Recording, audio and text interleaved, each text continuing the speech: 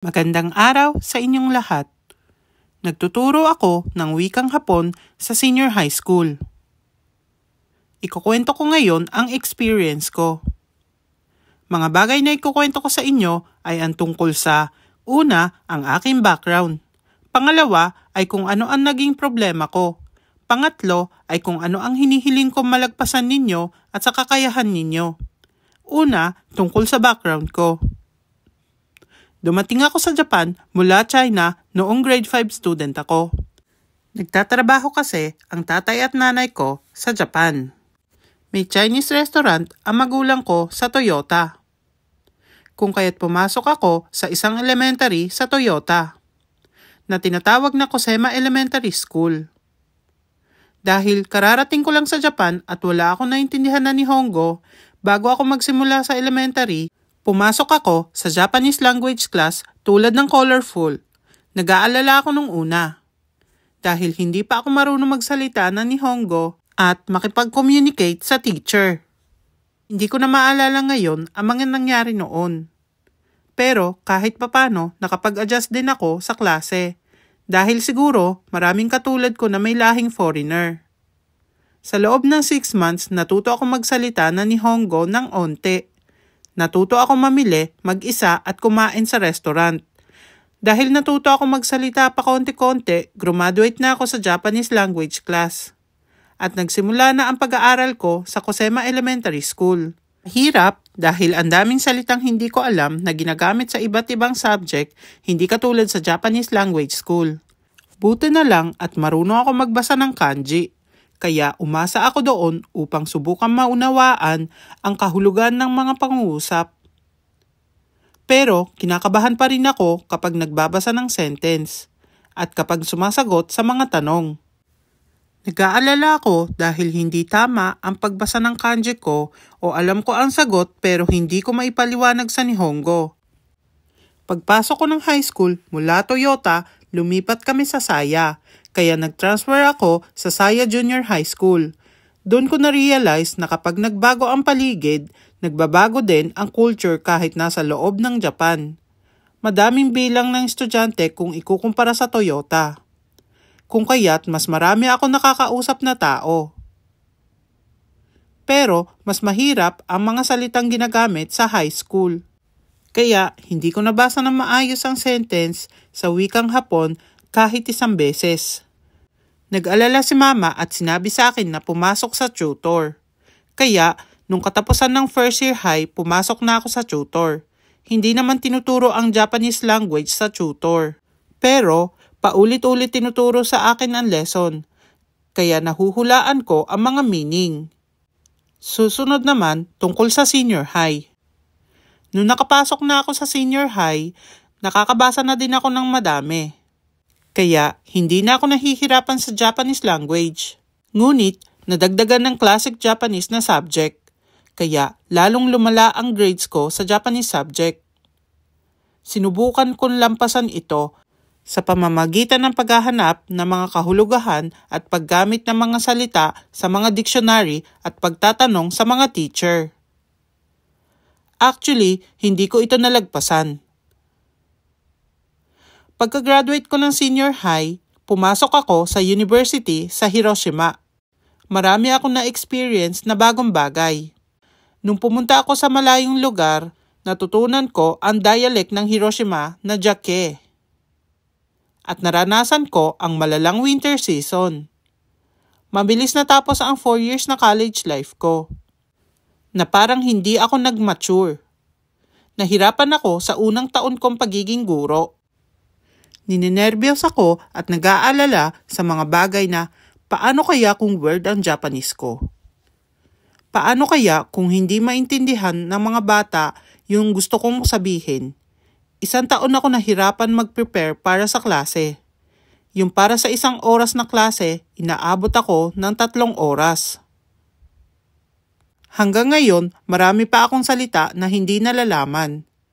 Kapag may salitang hindi ko alam, pinag-aaralan ko ito upang matuto ako. Tungkol naman sa mga bagay na nahirapan ako.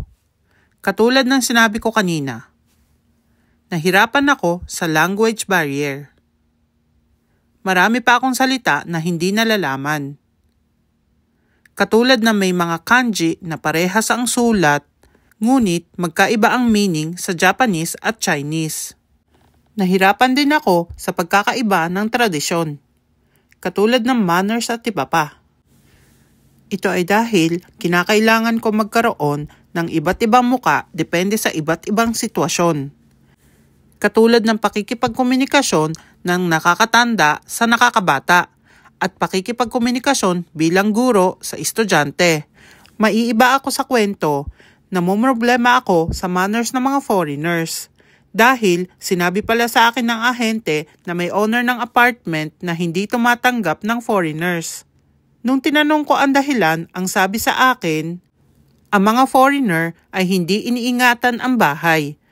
Dinodrawingan ng wall, nasisira ang toilet. Sa kwento na ito, naisip ko na kailangan baguhin natin ang image ng foreigner dahil ang ibang owner ay hindi maganda ang tingin sa foreigners.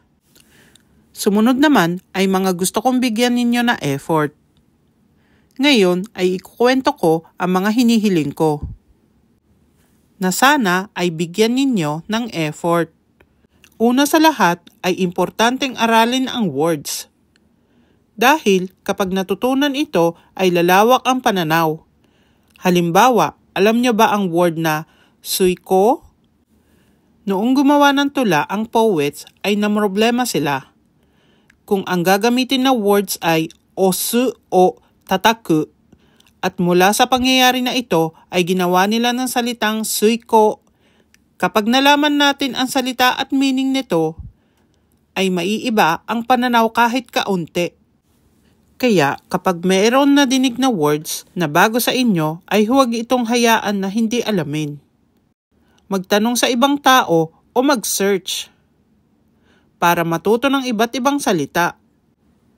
At mahalagang gamitin ang Nihongo sa pakikipag-communicate at maging active sa mga events sa school. Pangalawa ay alamin ang rules ng Japan. Malawak ang Japan kaya iba't iba ang rules sa bawat lugar. Mula sa pag-separate ng basura, rules sa school, pakikisama sa mga kapitbahay at kasama sa trabaho at iba't iba pang rules. Masasabi natin na uunawaan na natin ang Japan kapag naintindihan na natin ang mga rules. Halimbawa, maaari mong sabihin na bawal magbutas ng tenga para sa hikaw. Dahil kinikilala ng Japanese society ang mga estudyante bilang mga taong nagfo-focus sa kanilang studies. Hindi ko naman sinasabi na sundin ninyo lahat ng rules. Dahil may iba't ibang religion at custom sa bawat bansa. Subalit, kung iintindihin ang tamang rules, ay mas mauunawaan natin ang Japanese society at mas giginhawa ang ating pamumuhay. Huling bagay naman ay galingan natin para mawala ang praise na dahil foreigner. Kapag nagbabasa ng newspaper o nanonood ng balita, ay nakakadinig tayo na nagkakaroon ng problema ang mga foreigner tungkol sa pag-separate ng basura, tungkol sa mga turista, maling paggamit ng internet, at kung ano-ano pa. Sa mga articles na iyon ay palaging may nakasulat na paalisin ang mga foreigner.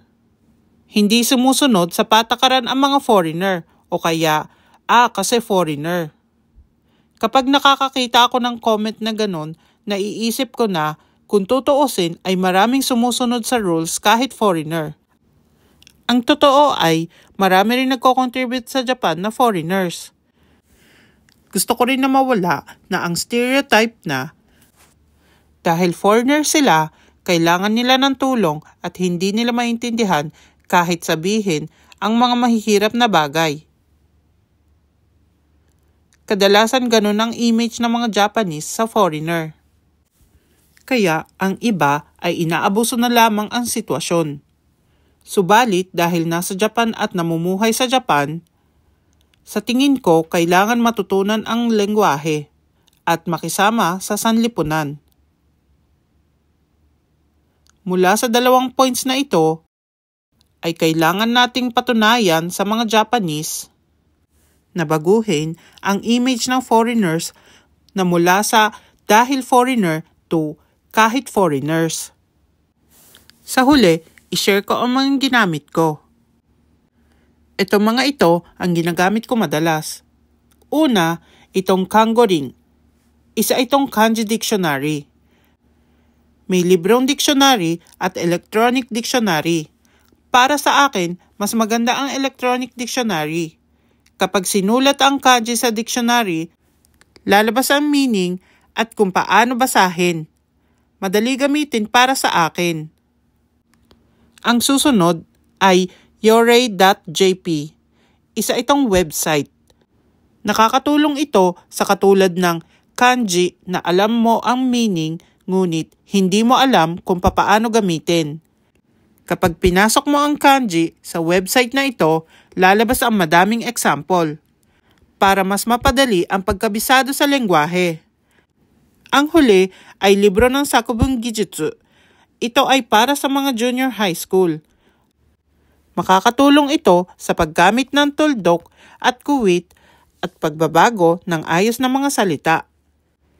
Ito mga pinakita ko sa inyo, napakalaking tulong at madali gamitin ang mga ito. Pasensya sa mahabang kwento. Ano ang naramdaman ninyo sa kwento ko? Sana maging aral ang kwento ko para sa inyo. Maraming salamat sa pakikinig.